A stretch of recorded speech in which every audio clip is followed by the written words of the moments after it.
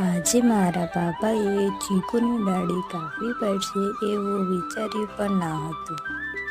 Hello મિત્રો, આજે અમારા ખેતર માટે છાણિયું ખાતર કઢાવવાનું હતું, તો જેસીબી અને ટ્રેક્ટરને બોલાવવામાં આવ્યું. છાણિયું ખાતર એ ગાય ભેંસના છાણ અને મૂત્ર ઘાસચારાના કચરામાંથી બનાવવામાં આવે છે.